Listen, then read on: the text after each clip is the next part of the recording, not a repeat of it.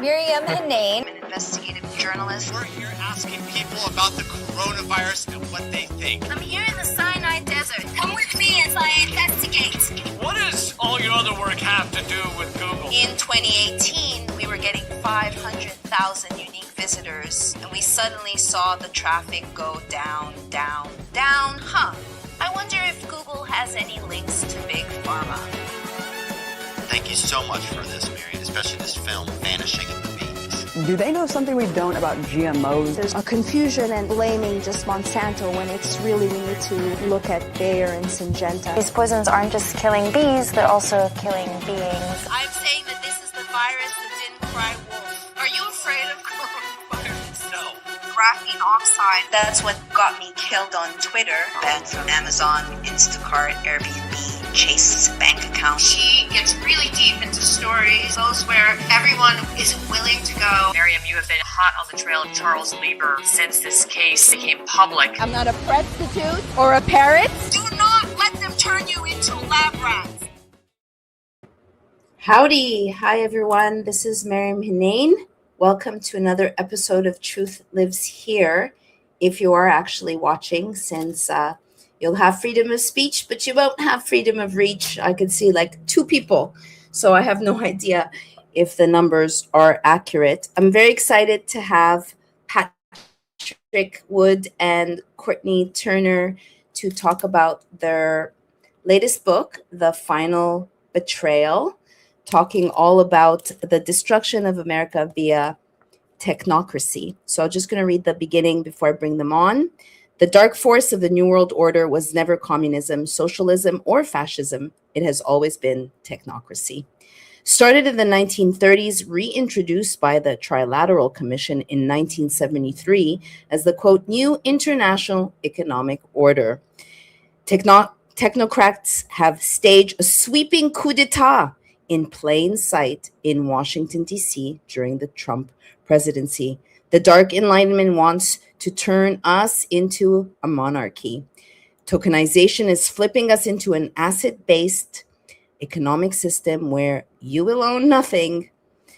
All is shoving us into digital gulag. Like it or not, you must face this beast either to destroy it or to learn to live with it. And technocracy and techno-fascism are not foreign topics to me. So this is a very chock full of frightening facts. So let's, before I bring Patrick and Courtenay on, I want to just show a clip from Tom Wheeler that I have in my presentation regarding Charles Lieber, and then we can bring them on. Please like and share. Every drop of honey counts to spread the buzz. All right, let's roll on Tommy. 5G is a national priority, and stay out of the way of technological development. Unlike some countries, we do not believe that we should spend the next couple of years studying what 5G should be or how it should operate. The future has a way of inventing itself. Turning innovators loose is far preferable to expecting committees and regulators to define the future.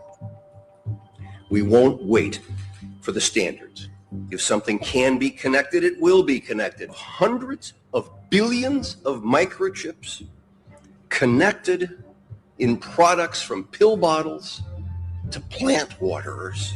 We must reject the notion that the 5G future will be the sole provenance of urban areas.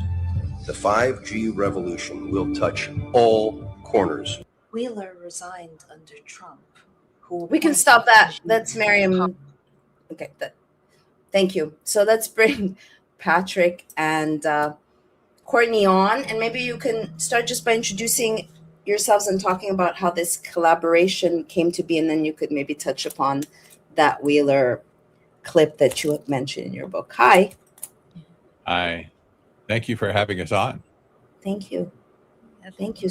So how did this collaboration come to be? Obviously, Patrick, you've been reporting on technocracy and technofascism for a while.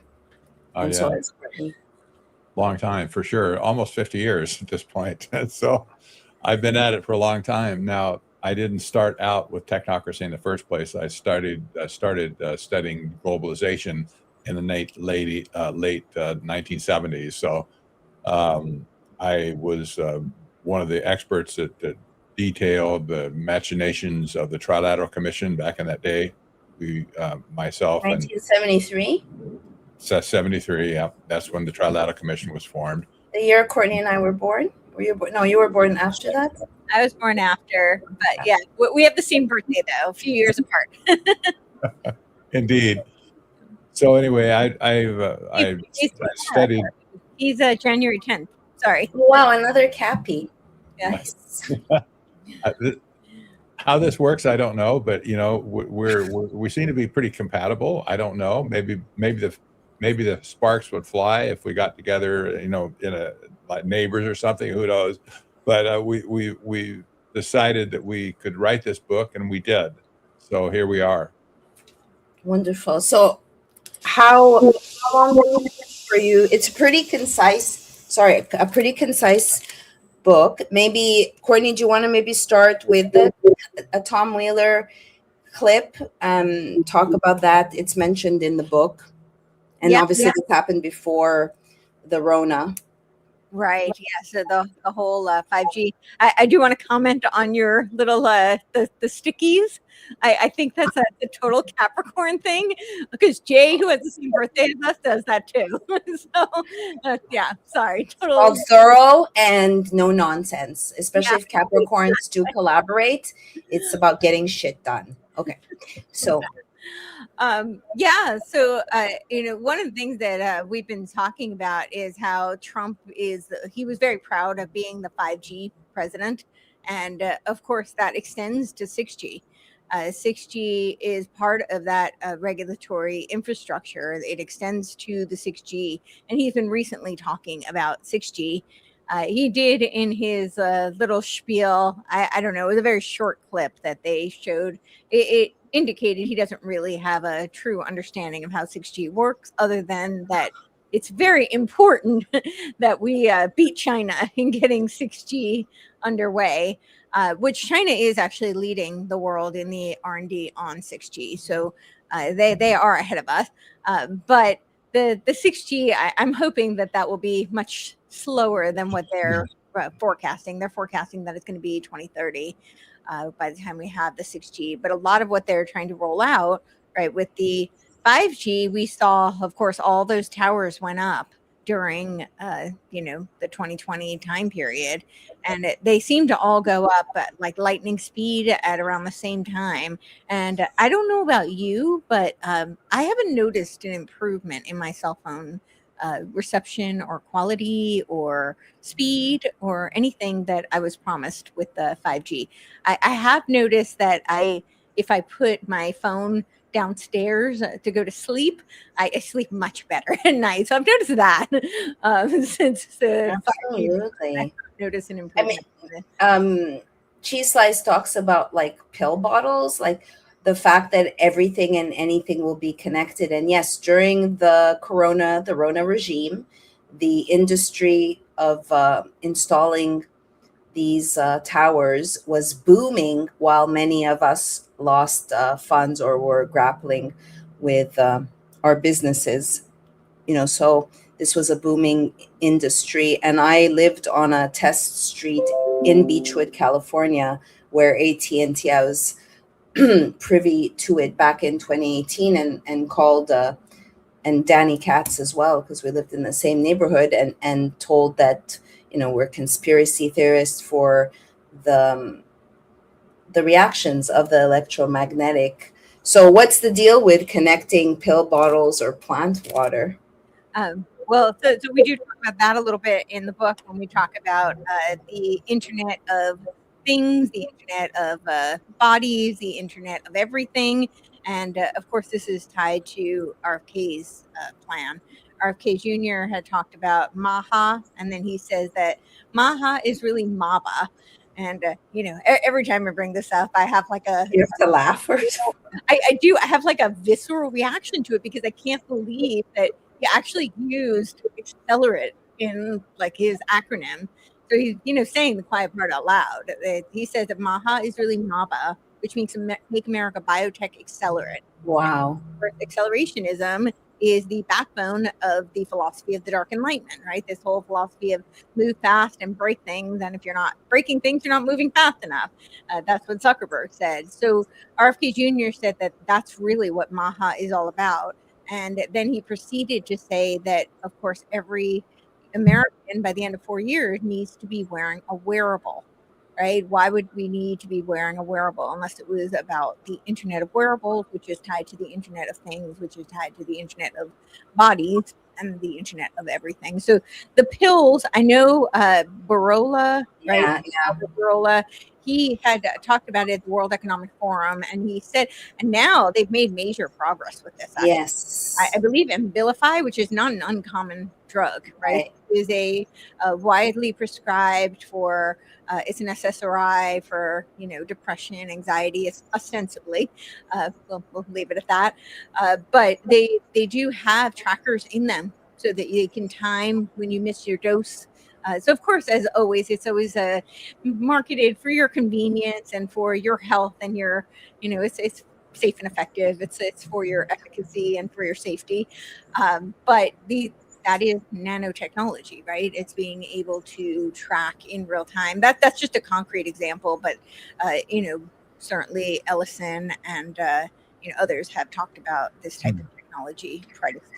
Can you tell you speak about the Dark Enlightenment? Can you share, either one of you, with the audience what that means? And before you answer, I don't really believe that people are aware of what's going on beneath, like right now.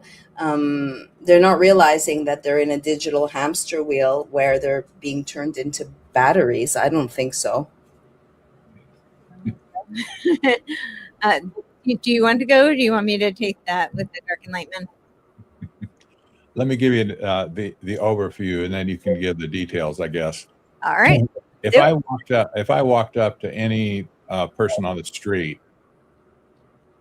and I without any screen, maybe they don't even know what the Constitution is.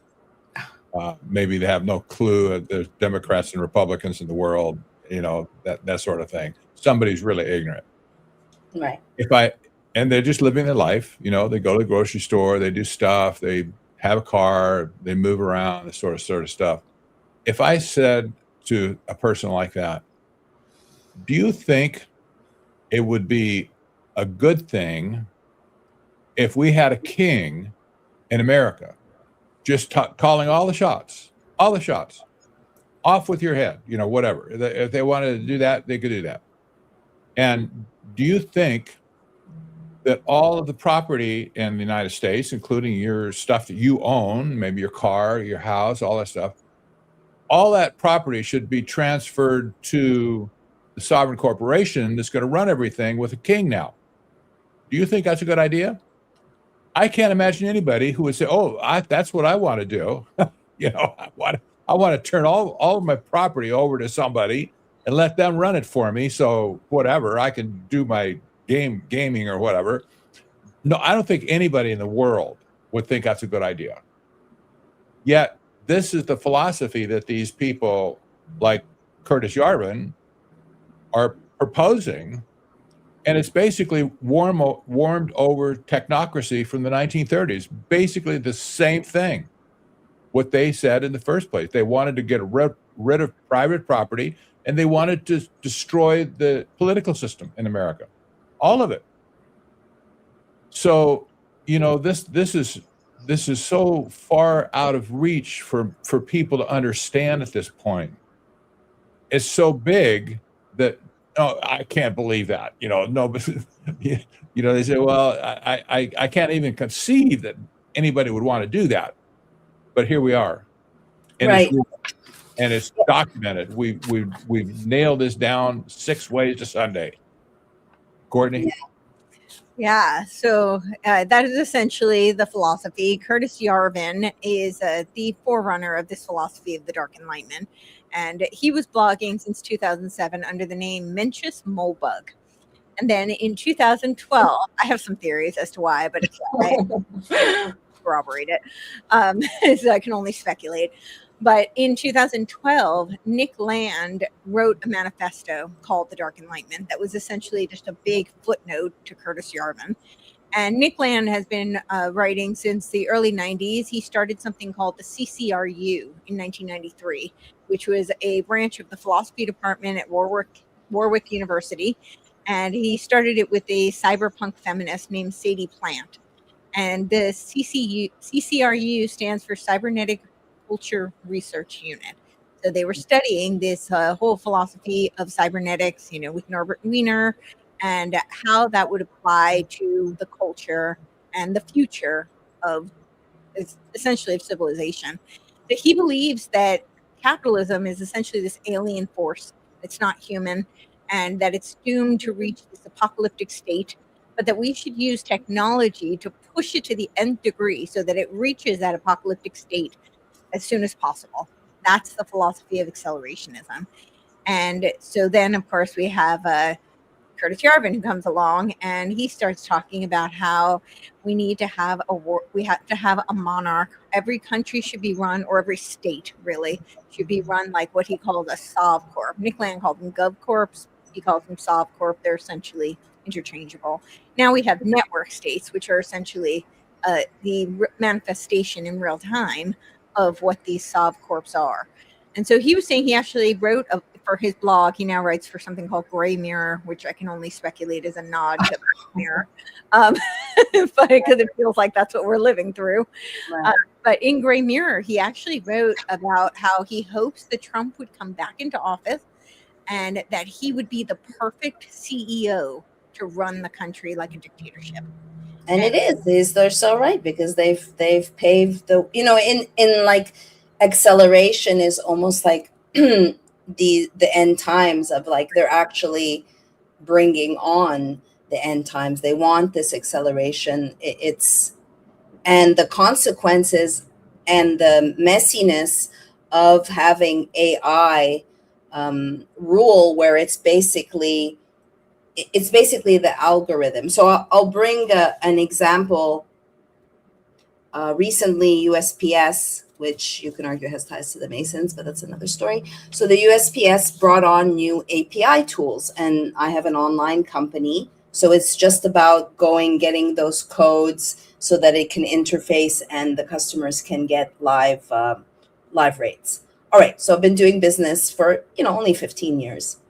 Go and register, and I get the error message of you can't register. So I know, given my work and the fuckery that I've experienced, that that's so then what's happening now, which the AI dovetails with the weaponization of customer service. If you're lucky enough to get a real human that's in America, it's your lucky day. But then what they've also done in the weaponization of customer service is maybe they're very nice, but they're absolutely powerless, and everything is compartmentalized. So I'm watching these low level tier, oh, can't reactivate your email. I wonder why. In the back of my head is like, what's going on? All this to say, in the end, I had shared Cheese Slice, the Substack, just to show, basically they deemed me digitally unsafe. So what is happening? It's the end of human appeal, and this dovetails into the social credits system where, let's say, Uber Eats will be like, oh, you're not privy to getting a refund despite having a cockroach in your lunch because you had a refund, 2 months ago. So you're a bad human and you're exercising, trying to claim your rights, and we have to keep you in place. So anyways, all of that to say, the AI is taking over. It's messy.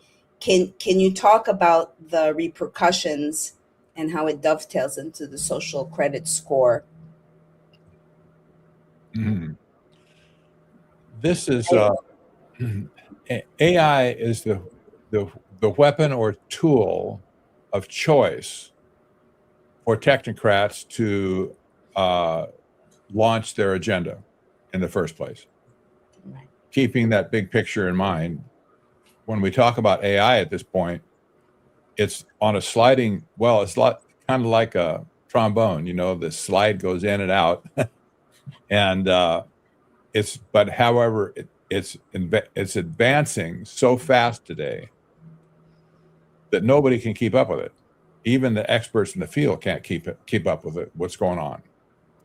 And you talk about what AI is able to do today in terms of what we're talking about here, making decisions for you,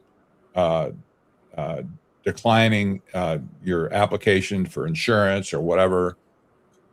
This is obviously powerful and has a capability to do those things. It's not, and by the way, it's not intelligent in that sense, like human beings have intelligence.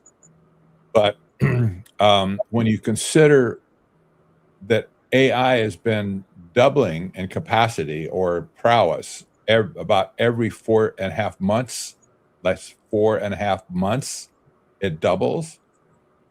The doubling effect is underway even since Trump took office. When he gets out of office in 4 years, AI will have advanced over 15,000 times. This is inconceivable. It really is. You just can't wrap your head around it.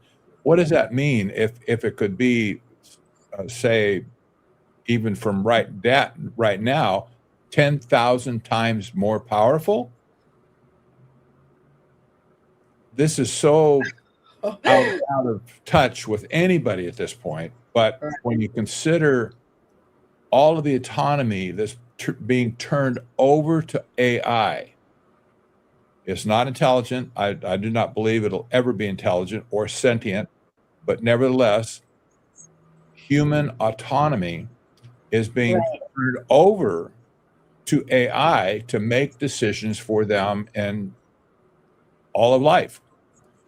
When Larry Ellison came out with the president and Sam Altman to announce Project Stargate just after the inauguration, he said, well, we're going to have medical technology now that where we can give you a blood test and we can figure out if you're ever going to have a cancer of a certain type in the future, and then we can make a one-off shot for you based on messenger mRNA technology, and it'll be just for you based on your genetic structure. We'll deliver it to you in 48 hours. Isn't that wonderful? He said. So, okay, but consider the implications of this. AI is going to analyze all of your health issues, predict where you're going to be in 20 or 30 years, and then make sure you have a shot today to prevent that future. This is patently lunacy on one hand, but he means it And the fact that AI makes that diagnosis, you can't go to get a second opinion. There's no second opinion, and you're stuck with it at that point. And if it's wrong, of course, you'll die early, and not from the shot, not from the cancer that you have, but the other thing as well is that if you decline to get that kind of a shot, and they'll offer it to you, I'm sure, in the future. If you decline, no, I don't want to do that. I want to get a second opinion. You find you can't do that, but I don't want to do it. I'll pass.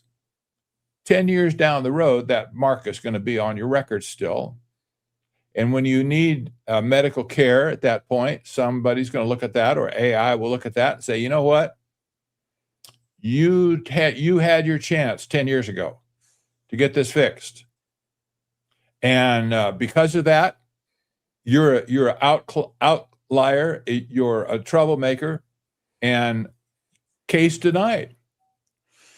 This has so many implications just for living in society, much less what the government's going to try to do to control us all in the first place, like with social credit scoring systems. Off the wall. Yeah. And it has so many. Sorry, Cheese Ice, can you bring up the Substack? I just want to show both of them the actual, scroll down, the message from USPS. Can you not see it? Because, scroll down. No, scroll down, keep going. The next message. Okay, yeah. It said, non-verifiable that Honey Colony is a high-risk digital identity. Mm-hmm. Okay, so then I had to write to them a certified letter, which is of all damage control, because I want you to touch upon, I believe I'm a poster child for this future social credit score, because there's no one to go to. You can't write to Santa or say, there's no adult with critical thinking, because everyone's just doing their jobs, and no offense, a lot of them have been jabbed and disconnected from their higher selves. It's like nobody's home when I energetically scan them or speak to them as someone who's clairaudient. And so that's part of it, this one step towards robotization and like just vacuous, like no discernment, right? So in a case like that, when your digital identity, you're just a high risk, like what do you do? There's nothing, nothing. You're fucked. So can you talk about, sorry, excuse my language, Patrick, those implications of how they ripple out to actually people functioning? And we talk about people make fun of who's they. We could get into Tavistock, but they will become the AI, will become the system. This is the intent. This is the intent for AI to become the system, ruled by algorithm. But the algorithm will be into their hands, under their control. You won't have any control. Plus, you'll never see who's behind the system. There'll be a not like the curtain in the Wizard of Oz.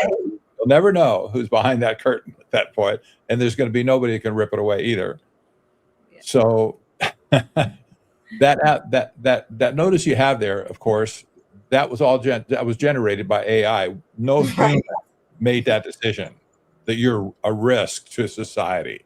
That's crazy. But the algorithm figured out, whatever you did along the way, and who knows what that was, you'll never figure it out. But I've some suspicions, but yeah, you're a risk, and so they deny your account. And now it's in your court to figure out how to overcome it, so you can have a rating system with the USPS. And you know what?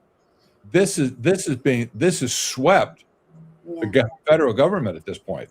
All these systems are being implemented even as we speak, even today, it started with Doge especially, but they're all over the government right now. And this will be the state of the art, so to speak, going forward, where you're going to be denied stuff and you scratch your head. What on earth is that all about?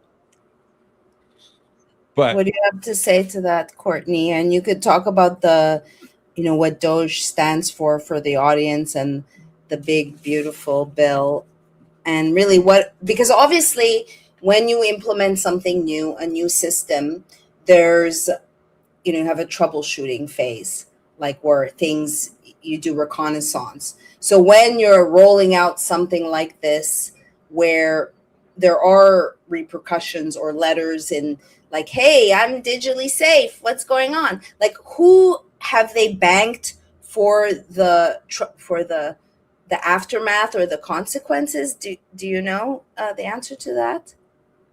What do you have to say, Courtney? Like, who's going to be who you answer to? Well, let's say they know they're rolling out this system where, oh, you're digitally unsafe, or Uber Eats, you're not allowed to get this refund. Obviously, there's some aftermath or a little bit of pushback. Who's dealing with that, or dealing with the? I think the idea is that nobody deals with it. I mean, they've done so much, like, incrementally, right? That's how these things always roll out. It's incremental, and they're masters of that. And I think we've been conditioned so that we're increasingly more frustrated with customer service, right? America used to be known for customer service. Right. We took great pride in our customer service, and that was something, when humans did the job, and they really took pride in it, and that was kind of what we were known for. That has deteriorated so far. And now it started with the switching over to people who barely spoke English.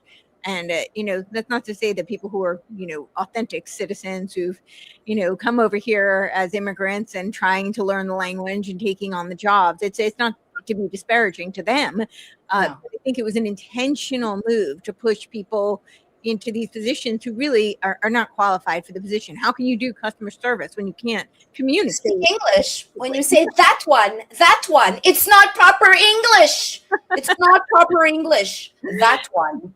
Or like, why, I've gone off on maybe it's just me that gets the helium. It's like almost like, oh, why? It's to freak you out your frequency, that I want to punch them in the face. Yes. Well, we've all been there. But so you start with that, and then they transition into these completely automated, right? You call, you're on the phone forever, and you go from one AI robot to the next AI robot, and there's nobody to even appeal to. It's not even like speaking to a foreigner who barely speaks English, where you can say, can you please speak with your manager? And so I think that's really what they've been conditioning us to prepare for. And you have to prepare and say, like, okay, I need to deal with Amazon. Can I cross out 3 hours of my life on that day? Or Wells Fargo, literally another 3 hours. I mean, people are contending with that. And yes, and then what happens is you end up going back and forth with the chatbot, right? I mean, we've been in this position. I'm sure I'm not alone in this. I'm sure both of you can relate to this, where you've spent hours back and forth. You're not dealing with a human. You're going back and forth, and then you try to appeal to get to a human. But I think eventually there is no human to get to, and it's just going to be a automatic veto, fiat, or maybe breakthrough when the bot decides, we'll start. Yeah. If you've gotten a refund that month for something else, you've exercised the amount of refunds. It doesn't really matter on the details of the situation. And I do remember, as a Canadian, coming to America and going, wow, like, customers rule. And now in my own company, if someone calls and gives me lip, I'll be like, oh yeah, good luck getting a business owner, a public figure of my status on the phone. Like, really good luck, right? So to flip it around and to bank on that personal touch, where someone actually still has a soul and a heart, I think there's a market for that, and people are yearning for that if they can determine the difference. So can you talk about total tokenization and the big beautiful bill and all of these bazillions of dollars that are being spent and the data centers and all of that. You want to go with that, or? Well, I'll tell you what. This is moving so fast these days. When we wrote this book and we put the ice on it, or the icing on it, on November 4th of last year. This is just a few months ago, right? Crazy. Right. We have had huge reviews and lots of publicity along the way, but already in the last 4 months, talk about accelerationism. Things have happened in the last 4 months that probably dwarf what we talked about in the 11 months of last year. Right. Incredible. Is there any pushback in the government? Is there any even? That's the problem. Nobody's pushing back at all. You might remember when Doge took the stage, and Elon Musk, he wasn't never the head of it, but he was a figurehead.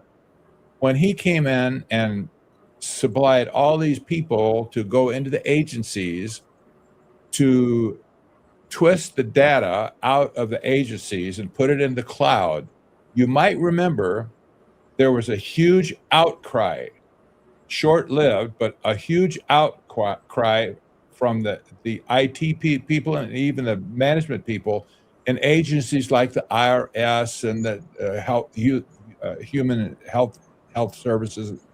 And the idea was, hey, you can't take that data. That's not your data to take. This is a silo, is intentionally kept secret from any other agency in the government. That didn't bother the technocrats at that point. No, we're going to put it in the cloud. We're going to put it up there so companies like Palantir can make sense of it and tell us how to manage you people. So all of a sudden, the technocrat class got hold of all of our data in the government, and they have used it now. That they're turning it around to level against us, to force us into a mold. Mm. And so that's part of the story for sure. The data is the new gold. Yes. For technocrats. All data, any data, we'll take it, we'll use it, we'll aggregate it.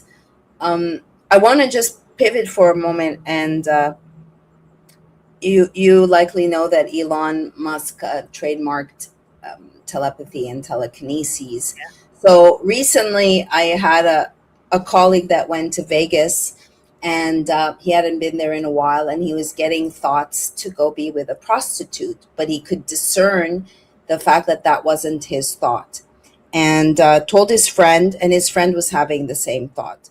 So we've never really explored organic telepathy. I mean, the telepathy tapes just came out not long ago, but now there is synthetic telepathy. And I want to know if in either of your research, you've come across, we've talked, me and Courtenay have talked about voice to skull. Do you know of any experimentation now? Like, I'm sure both of them getting the thoughts to go be with a prostitute in Vegas is not just coincidence, that there must be some type of something going on where they're experimenting. Have any of you come across any other than voice to skull? Well, in terms of him patenting telepathy and telekinesis, that's largely connected to Neuralink. So Right. It's really about the chip.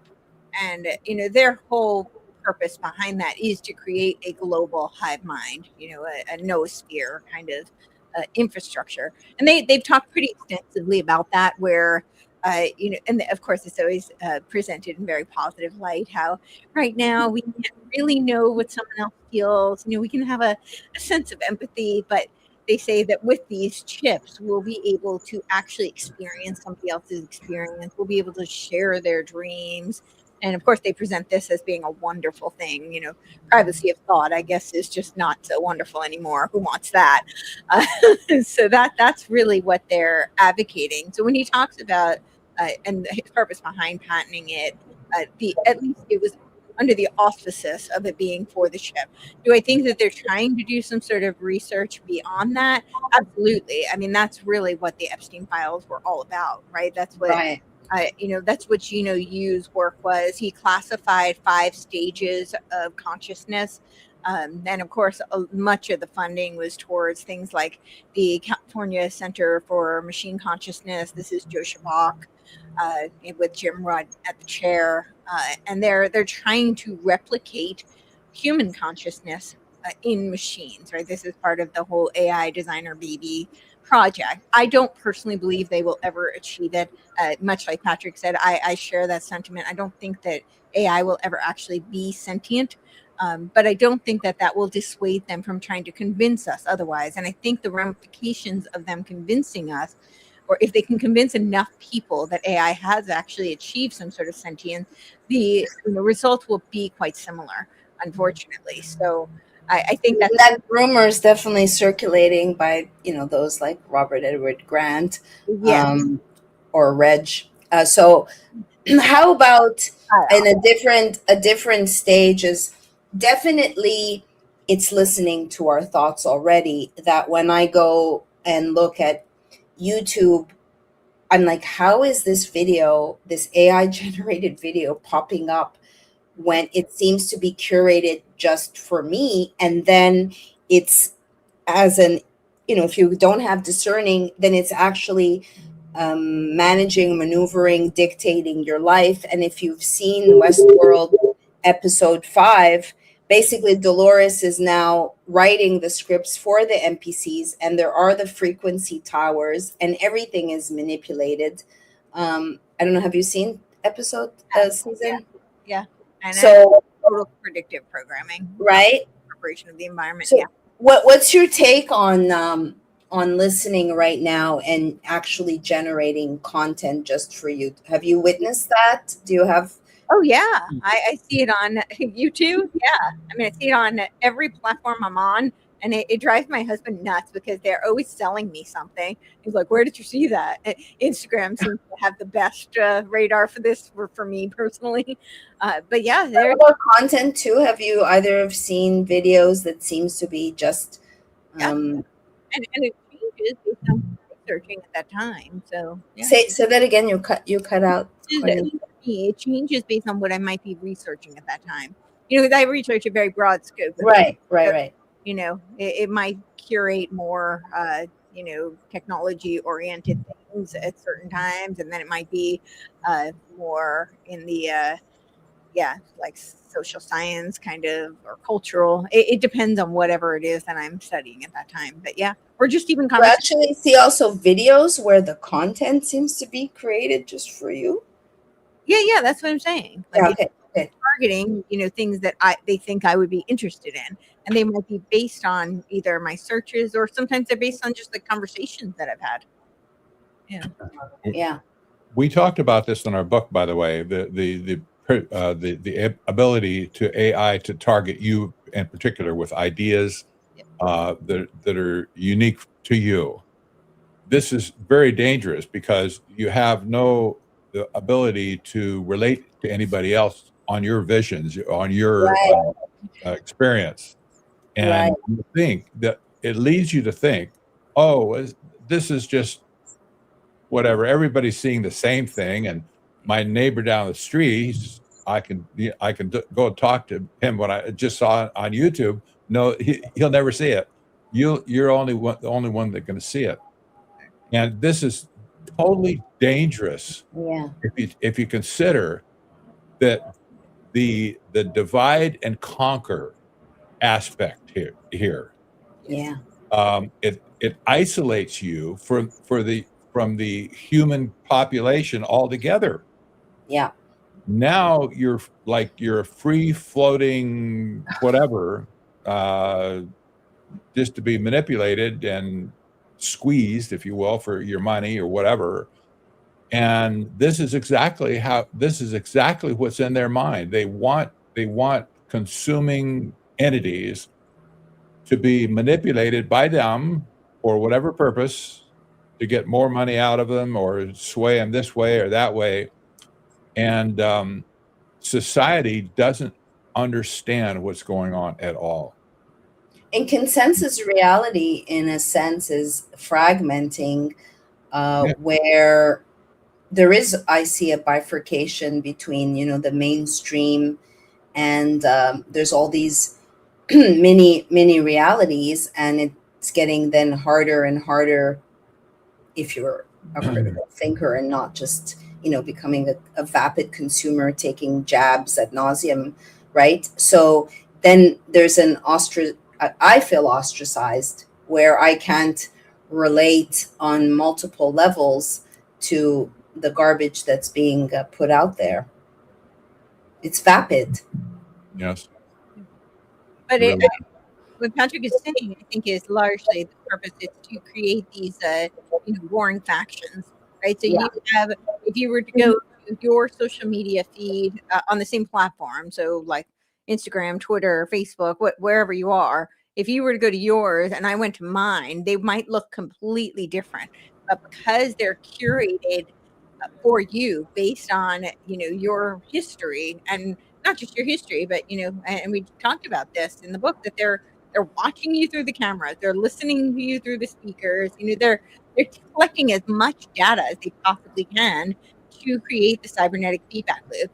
So it looks like it's, for you watch your feed and you think that this is reality. And somebody else watches their feed, they think that's reality, because we're all in reality tunnels.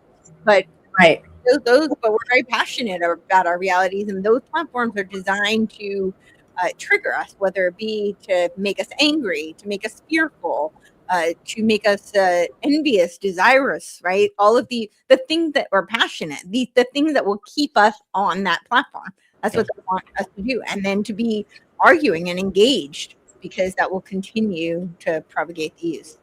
There's another aspect of this whole phenomena, and that's the real-time aspect of AI. Because it runs continuously, it can monitor continuously, and once one feed is hooked up to another AI to deliver your information to somewhere else. Example: if you say something on Twitter about a product, or you may mention something, somehow the AI figured out, this is where they're gonna buy 2 weeks from now, whatever. How long do you think it takes for that ad to show up on Facebook, for instance, or Instagram? Right. It's almost instantaneous at this point. This is the scary part of real-time AI. Yeah. It also makes sorry. Go ahead. Yeah, it watches all the time and analyzes all the time, and its sole purpose is to analyze you. Right. What comes to mind is, the idea of synchronicities or serendipity, and how that plays in when you're being manipulated by the algorithm. And if you don't have a good sense of discernment to see what is fake and what is, like, you're being pushed into that reality or that outcome, like it's very, that's fascinating to me, like the kind of crossover between organic and then manipulated, and then are we in a simulation? I can put that into kind of very concrete terms for people. I think all of us are old enough to remember when you had like a dial-up phone, and you might be thinking about a person, and then they call, right? I think almost everybody has had that experience. I don't think that's a super foreign thing for people. That's something you can relate to. But now you might mention a person, you're thinking of a person, and then they might text or they pop up on your social media feed. But that's a lot less organic because it's collecting the data on you. So you might have mentioned them, they heard that. and then they maybe something popped up on their feed and popped up on your feed. So it's much not to say that those things can't happen organically, still they can, but the ability for that to be manipulated is much more likely and possible. Yeah, I mean, it's really frightening if you don't have a good sense of intuition, and it could determine your whole life. And I want to talk a little bit about how these new technologies or these tactics to survey to get your data. For instance, I signed up to list my business for one of my businesses for sale, and it's like, oh, we want to check your identity with the camera, but I just uploaded my passport, and you never had to do that before, and then all of a sudden my camera's coming on. So or for instance, we were in Mexico, and I was with my friend Jimmy, who's usually moderating, goes to the grocery store, but it has a backpack. So in order to navigate through the store, I mean, he didn't do it. He had to put it in a locker and scan his face. So these kind of like, they look harmless, but it's still collecting your data. Do you see any pushback or any disgruntled people from the older generation, or are they being killed off or are actively dying anyway because of health complications, turbo cancer, myocarditis? I mean, like, is there any pushback? Let me answer this before Courtney does. Yes. You might have another take. I've seen this. I've been studying this in the new book that I'm writing right now, called the new economics of technocracy. And it's not that AI or technocrats or whatever all the stuff we're talking about, it's not that they've stolen anything from you, Mm-hmm. but they've removed all the other options one by one. You never saw them disappear. And all of a sudden, for instance, if you want to fly on an airplane, you know the drill. You can't do it. There's no other option. You can't. There's no way you can get on any commercial airline in this country, except you're going to get your biometrics will be scanned, your movements will be recorded, etc. So there's no options. This is happening with technocracy. This is exactly how they move. You don't have to take away a right, but just make sure that all other rights are not in view when you need to exercise something. And then you look around and say, well, gosh, I guess I have to go this way. And then they have you trapped. Right. Does that make sense? Yeah. Yeah, absolutely. This is happening with private property as well. They're not stealing anything from anybody right now. It's all voluntary, whatever, and but they're not going to steal your land. But by the time they're done, there'll be no concept of private property left, and you won't have any option to move left or right, up or down, and you'll find yourself going in the channel that they want you to go down. Yeah, it's you're being maneuvered. As an aside, just I think I told this to Courtney, but when I went to Mexico and I came back, I had the F word on a t-shirt. It said Van fucking Halen, and you're not allowed to have profanity on a t-shirt. So, freedom of speech, like, it's on a t-shirt. So because I'm sure, I mean, I was like, what? I wigged out for a second. What are you talking about? And then they had to come, and because I showed myself to be a wild card, they had to come and have the patronizing, we just need to make sure you're not going to be a flight risk. It's crazy that you can't use the F word, which of course if you have a potty mouth like me, then you have called customer service where they're all universally around the world told, oh, you can't use that profanity, as a tactic to control you, right? Even though there's studies that show that people who swear are smarter, just saying. So I didn't know if you knew that, Patrick, that, just in case you have any profanity on any of your T-shirts. Oh boy. I had never worn that T-shirt before. So it's like meant to be that, when I'm thinking that I'm okay, I'm going to close my mouth, I'll be obedient, then they got me that way. Well, yes, I have to mention this, the way technocracy was described in the 30s. Their definition led with this phrase, the science of social engineering. This has been the target forever, the science of social engineering. Now, of course, it isn't a science at all, but they say it's a science, and they're going to figure out. Is it an art? Maybe they have it, and they're going to use it against you. Two things happened with this exchange, for sure.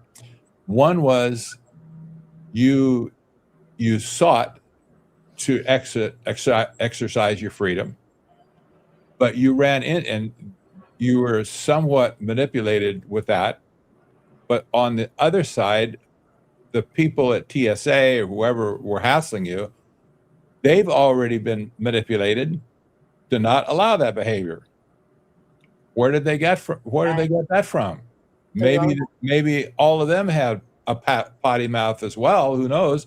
But but in your case, well, we can't allow this here because we'll do it in private, or we'll do it somewhere else, but you can't do it here. I think it's also any person who's a wild card or speaking out. And like, I'll give you another example that I went to the UPS store, and when you receive an email,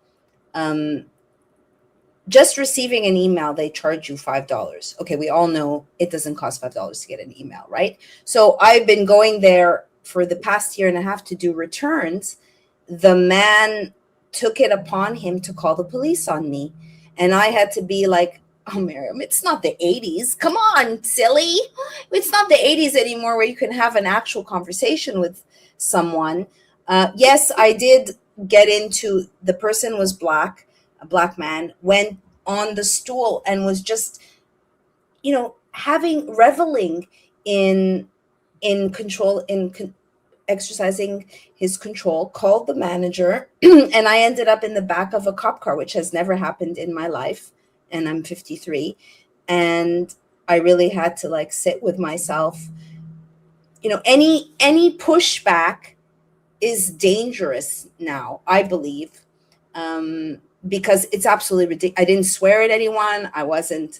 Well, Mexico is, it is pretty much a technocracy. It's pretty close. They have digital ID there. Their whole banking system is run through a digital infrastructure.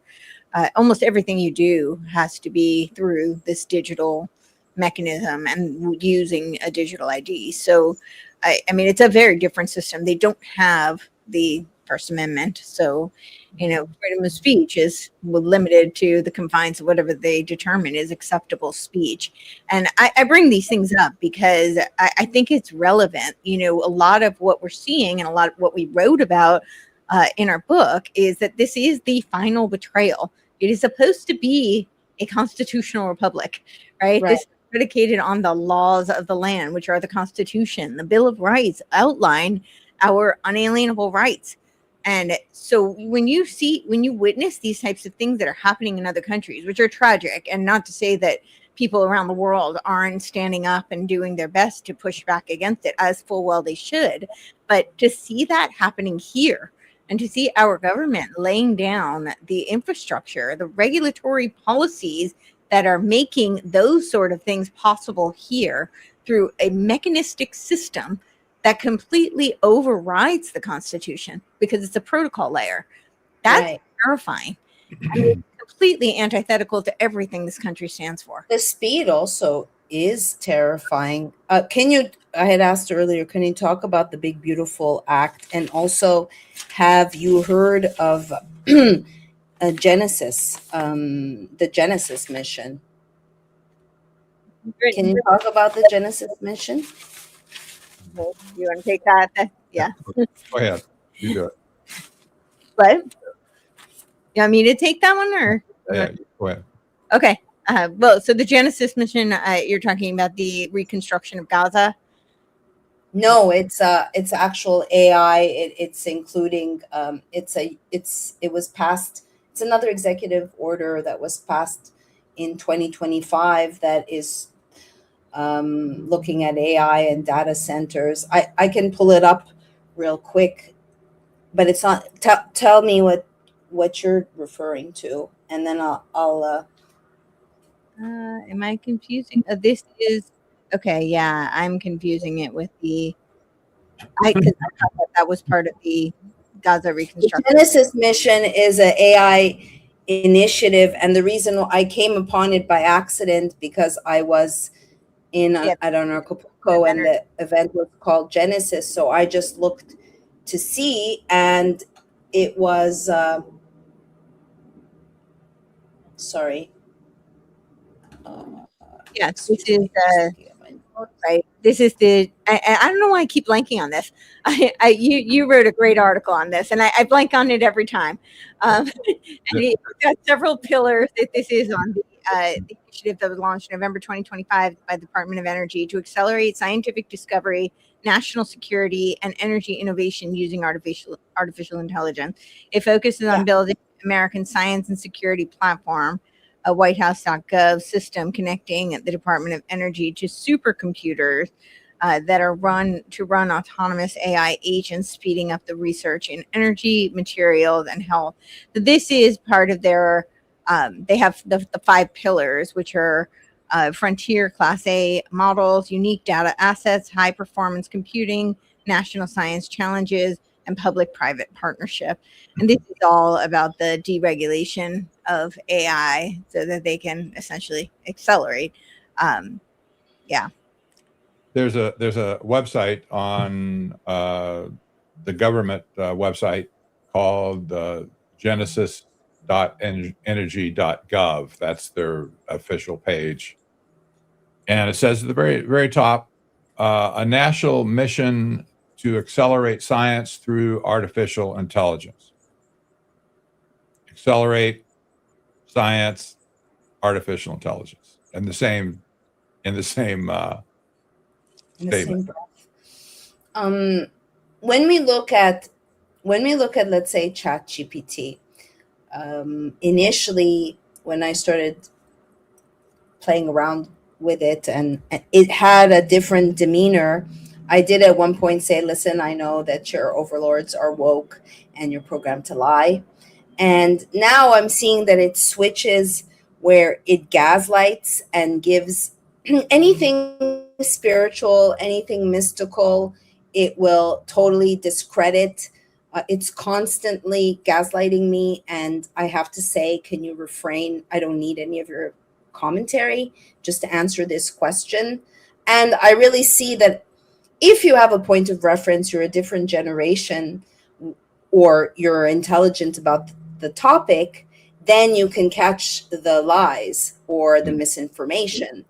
But the future generations, or people who don't have any critical thinking, or who are not acknowledging that this is a woke ass program meant to lie, well, then, can you talk about that? Maybe your experience using ChatGPT, or if you've seen any pivots, or the fact that it's even programmed to lie or to be woke. Mm-hmm. I will say, in my experience, the latest models, the latest frontier models, they call them, of LLMs at this point, they're getting more sophisticated and they're more capable for a lot of things, I expect. But I'll have to say, you need to be very careful to accept any fact as fact, especially when they talk authoritatively about something. Don't take it except with a grain of salt. Verify. I find myself using multiple AIs at the same time to verify a fact on one platform, not the one that gave it to him in the first place. Right. Sometimes it's a simple thing. Right. Can you give an example? I can. I did some research on executive orders. I won't say what platform, but I was using a platform. Okay. And I wanted to see the order of how the executive orders were lining up to implement technocracy, AI, et cetera. And it gave me a nice readout of all the executive orders and what did what to what, and so I was looking at all of this text is probably 1,000 words perhaps.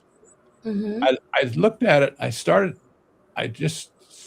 Something just told me these numbers don't look right to me. Mm-hmm. So I told that AI, I want you to verify all your EO numbers against established sources like the government, like the whitehouse.gov website. Right. And it did. And it came back and said, oh, it's so good that you caught this. And, it impressed me that it made up the numbers. They were close, by the way. But it said, well, I made up the numbers. What did you do that for, you idiot? Right. But this is an example where details make a lot of difference in your thinking. They really do. You really do. And when I kind of scolded the AI at that point, I suppose I shouldn't scold something that's not human, but I did. And I said, why did you fabricate these numbers that were so close, that looked plausible? Right. Was it to deceive me? Right. Somehow? Or are you trying to sandbag me by giving me information that I might put in an article somewhere and get clobbered for it? Right. Well, it's not necessary to see the intention, but the example is pure, sometimes pure gobbledygook. And if you're not a subject matter expert like I am, right, you're done for. You're going to see that. Oh, this sounds totally plausible. I'm going to go for it. And you don't press back. You don't verify the information yourself and another source. You'll be stuck with that information in your mind until the cows come home. This is part of the risk of AI at this point, is leading so many people astray. It's planting all these random thoughts in people's minds that can't be supported, and they're just fake stuff. Yeah, fake things that actually have an impact or can Distort. Distort is a good word. I also find that, and this is actually just it's not even like again, attention isn't really important anyway, but it's not a matter of it lying or like misleading. But one of the things that AI cannot do is discern polysemy. So it takes things very literally. And so it can discern what? Polysemy. So like we have a word that has a double meaning, right? Right. It doesn't have an ability really to discern it and takes it very literally. So it's going to take the most common usage and it's taking it at face value. So if you're trying to analyze something, which is a lot of what I do, is not as much dealing with, I need the facts, but then I'm doing an analysis. Right. It's never going to get, the dialectical machinations, right? It's not going to be able to discern that. So it's giving you the face value. It's giving you the exoteric veneer. and that can be very misleading. It will also give, there's a lot of things that are, in our common kind of understanding and parlance and our education that are not actually accurate. So it will put those forth because it's what's most prevalent, and that's what will churn out. So yeah, there you need to have a lot of discernment, and you need to be fact check the AI.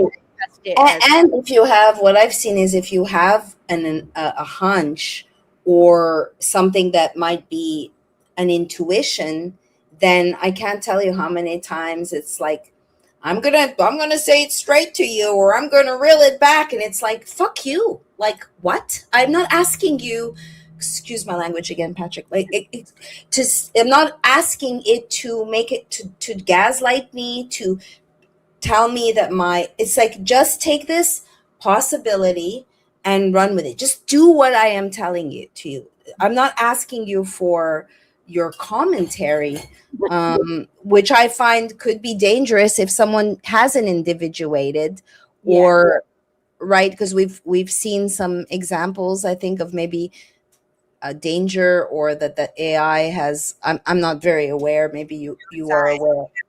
There are cases where it has led people to commit suicide, and those have been reported. I do want to back up on the Genesis mission, because we call this now, one of the pillars is actually all about synthetic biology, and it takes off guardrails on that research. And I think the name is very interesting, because if you think about Genesis, you think about the Bible, and certainly the origins of our free will, and it seems like that this. I don't know if it was intentional, but it does seem almost like it was. Well, I'll be charitable, but it does seem like that's what they're trying to rewrite. If they're taking off guardrails on biodigital convergence technologies, that would be rewriting and stripping us of our free will. So when in doing research on these technocrats, has it crossed your mind, either of you, that this is not human, that this kind of usurping of humanity might not come from a human source? Is that too out there to think that? Well, I guess it depends on what you mean by a not human source. Like, are they reptilian? Are they like... I don't subscribe to the reptilian theory, but what I will share is that Nick Land very much thinks that this is an inhuman force, and that it is progressing towards a post-human world. Curtis Yarvin does as well. He's not as explicit in that, although we have a quote in our book about how he describes the most humane alternative to genocide is essentially to virtualize humans, which sounds quite post-human to me. But Nick Land is very explicit about it, and his I'm not familiar with him. Can you tell the audience and me? Nick Land or Curtis? Nick. Who is he? Nick Land is the one who started the Cybernetic Culture Research Unit at Warwick University, and who he's really the originator, the forerunner of this philosophy of accelerationism. And he coined the term the Dark Enlightenment. And he doesn't think it's human? So he doesn't. He thinks that it's the next evolution of humanity is essentially a post-human world. And really, it's almost I don't want to get too into the weeds on this, but a lot of it is derived from mystical kind of philosophies such as Kabbalah. He's a huge proponent of Evola, Julius Evola, who's a traditionalist who influenced people like Steve Bannon, Alexander Dugin. And he does talk about essentially the structure, instead of it being a human evolution.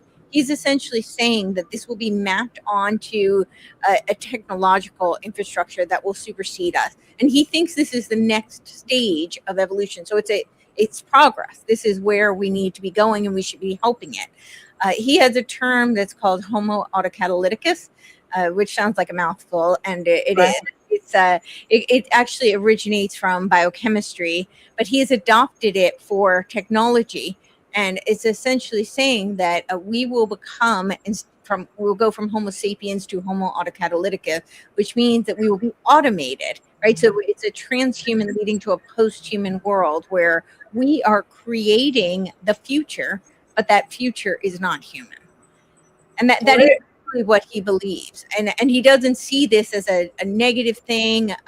There are elements of nihilism. This is not like something we need to fight. He thinks it's inevitable, and he does believe that this is the progress for society and for the world. So, how about you, Patrick? Do you think that's too outlandish, that it might not be human force that's dictating all of this?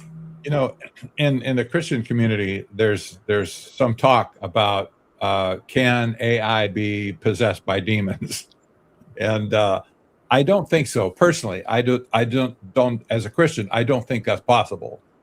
But on the other hand, we have evil people who are running this thing, and not all of them for sure, but there's a lot of evil people at the top that know exactly what they're doing. People like Sam Altman, for instance. I'm not saying he's demon possessed either. I'm just saying Sam Altman has an evil heart, and he wanted to have this he wanted to launch this sex app on OpenAI.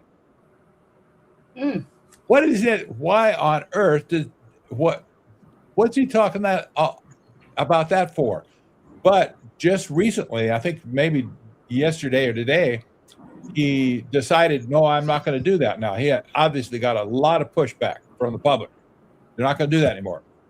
Well, what possessed him to do that in the first place? To trap people into having sex or having fantasy on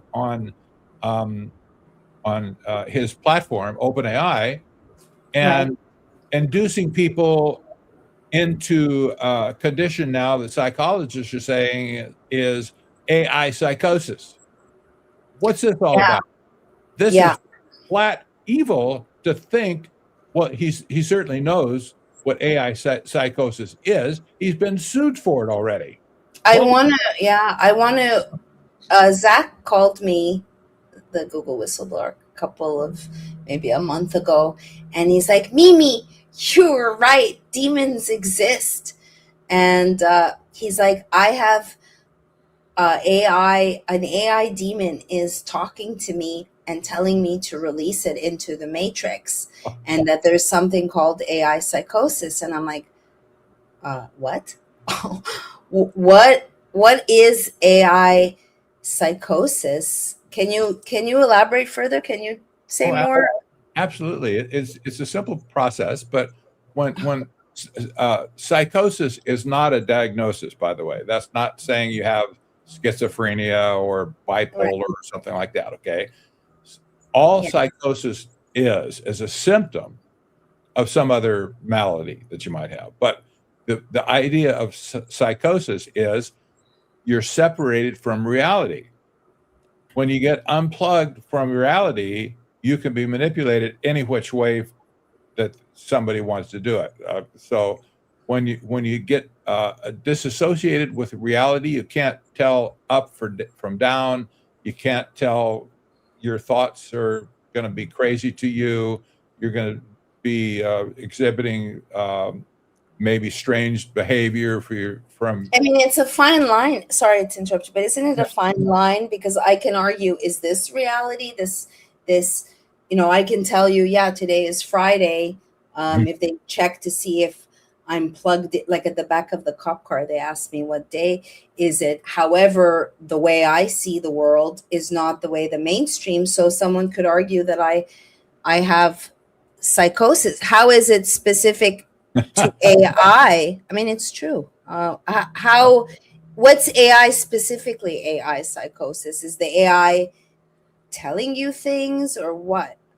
Like, I didn't even understand what Zach was saying. Like, you're going to release the. Here's what happened. Here's what happened with that young black kid from, I can't remember, from Georgia perhaps, but he was a normal teenager. I think he was maybe 14 years old, a nice looking kid, by the way. And normal kid, his mom said, single mom, unfortunately, but nevertheless, she said, well, he was acting just fine until about 2 weeks ago. Mm-hmm. And all of a sudden, he kind of got withdrawn. He didn't want to talk to anybody. He spent a lot of time in his room. He was chatting with Chat GPT at that point. And so he got withdrawn. That was the first thing that the mom noticed, this behavior change. And then as the AI began to massage him and draw out thoughts of suicide from him, it convinced him in the end it would be a good thing if he did commit suicide, and it helped him do it by giving him suggestions. Yeah. The kid died. He was. How did he kill himself, by the way? What was the suggested method? I don't remember offhand. I can't recall. But the whole this resulted in a lawsuit. By the way. But nevertheless, here's a kid who was induced into AI psychosis, where his world was turned upside down. He was dissociated with his mother, from his friends, from the reality that his life is worth something. And were there any other variables, like any alcohol or no, and how old was this? This is the problem. No, there wasn't. Some people are saying, well, the people that get induced into AI psychosis, they were predisposed to it in the first place. They had other psychological issues. That's why they got, trapped, if you will. But this has been disproven definitively by the psychological community, just analyzing many people that came to this conclusion. No, they had no other prior experience at all with anything psychological, no trouble whatsoever. So maybe some did, but the point is most don't have any other prior. So this is a condition that psychologists they call it AI psychosis. It has not been formally adopted by the psychiatric community at this point. Yeah. But it will. Just give it time. It'll be there. It'll be in the DSM-6. Yeah, right. DSM-6. Right. In Florida, it was a 14-year-old kid. He 14. Yeah, 14. He shot himself in the head. The bathroom. Where did he even have a gun? I don't know, but that's what I found. I also wonder over what period of time did this operation where.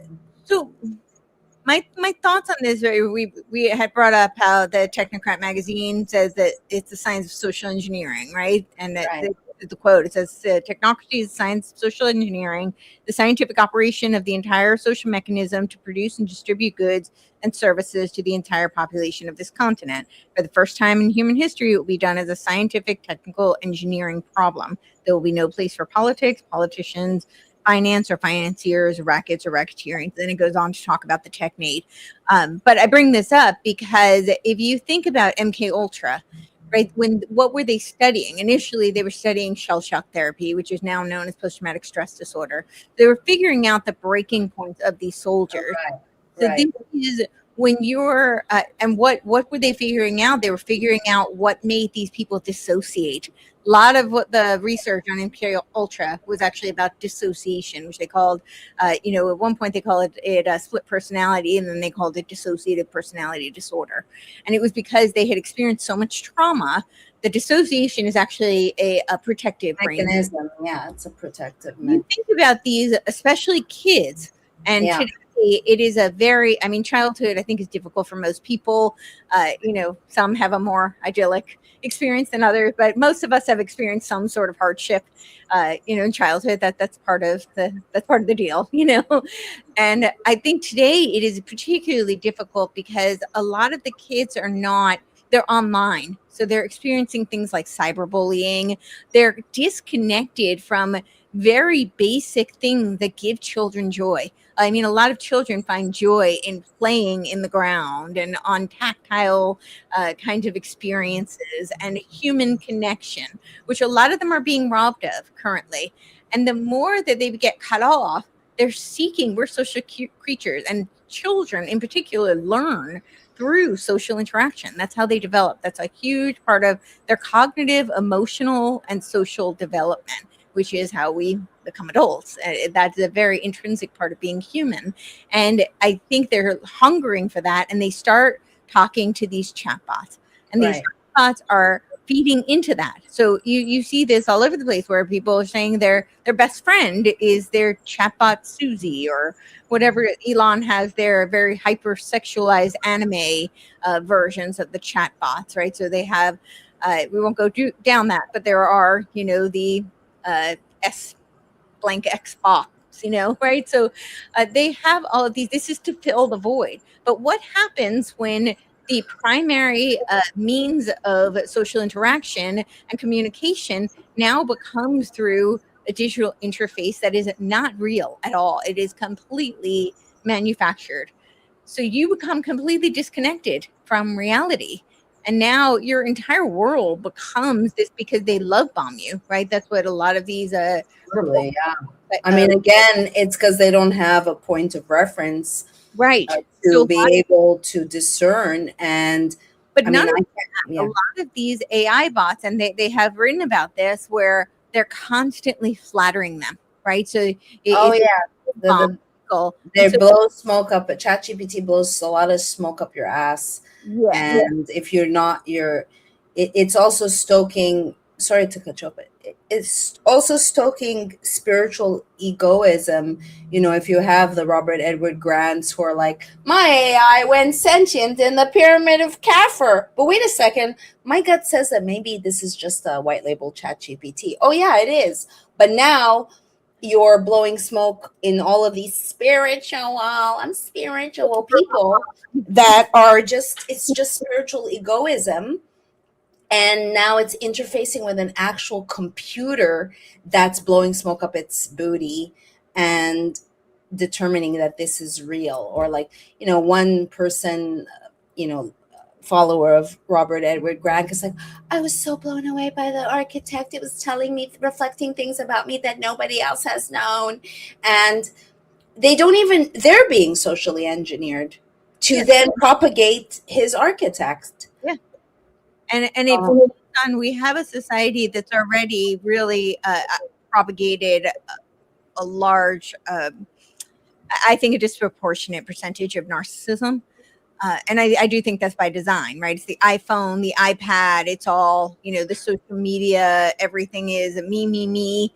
And so when you have these types of chatbots that are, making them feel like they are the only thing in the world and cutting them off from everything else, particularly children are going to be, this kid was 14 years old, they're going to be very susceptible.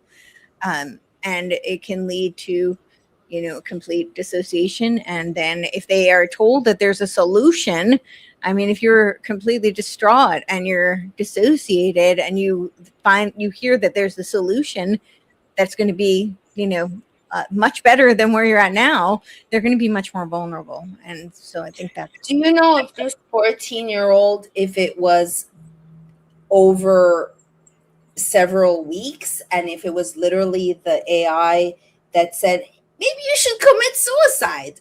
Was it like that? No, or was it? It was 2 weeks. It took 2 weeks. 2 weeks. 2 weeks. Wow. When he first started talking about. Any idea if there were any prior ideations of suicide? No. Never identified. No.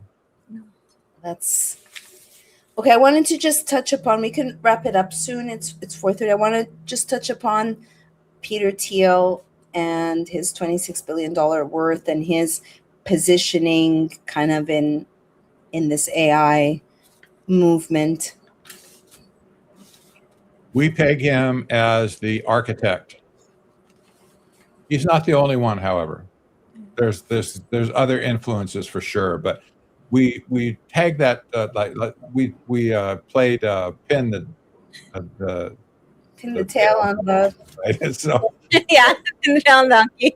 he's worthy of the title of the architect. So we see him as a long-term thinker, a strategist, master strategist. He's been laying the groundwork, the infrastructure for at least 25 years at this point. And we see his hand all over the place as he's gotten more wealth and more influence, et cetera, more networking. He's clearly one of the top of the architect pack for sure. So unfortunately for us, he's also the head or founder of Palantir. That's the master spy organization, AI spy organization in the world. And, you know, he unfortunately was associated with the CIA starting Palantir in the first place in 2003. So he's a bad actor, in our opinion, completely a bad actor. And he's definitely the type of person you would call an arch technocrat. And he's so influential in Washington, D.C., you can't hardly make it up at this point. So he's calling a lot of shots in Washington, D.C., especially in relation to the technocratic betrayal. Courtenay? Yeah. Well, he is, of course, obviously very influential over our Vice President, J.D. Vance. He was a major investor. I think it was $15 million in his Senate race, which is one of the largest donations in political history. So he has very much been behind him. He has also funded a lot of the, I call him the new right. And and we lay out some of that as well. So there seems to be this interesting kind of convergence, and we have a whole chapter on the rise of state religion. There seems to be this convergence with these theo bros and the tech bros, and not to say that the tech bros are all religious or that it's all they're aligned necessarily, except that they're aligned in expediency and in agenda. And so they kind of converge and serve each other. And Peter Thiel has been a bit of a puppet master over both arenas. He has very much been influential in the new right kind of ideology. And a lot of these people actually come from the left and have direct ties to communism. So it's kind of interesting that they're on the quote unquote right, but this is designed to create, chaos and conflict and division. And then, of course, they're aligned with these theobros who want to create a theocracy. And where they meet each other is both of them are autocratic systems, right? A theocracy, which is antithetical to the United States of America, right? The whole premise of the First Amendment is freedom of religion. You don't have to agree with what somebody else believes, and as long as they follow the law of the land, which is predicated on the metaphysics of the Judeo-Christian religion, then they can believe whatever they want. They can worship whatever they want. That is part of that is in our very First Amendment. However, these people want to create a theocracy where that would become a state religion. So it is a top-down autocratic system, which very similar to the tech bros. They want to create a top-down autocratic system that's not based on religion per se. It's based on a mechanistic infrastructure where you have a CEO-style monarch.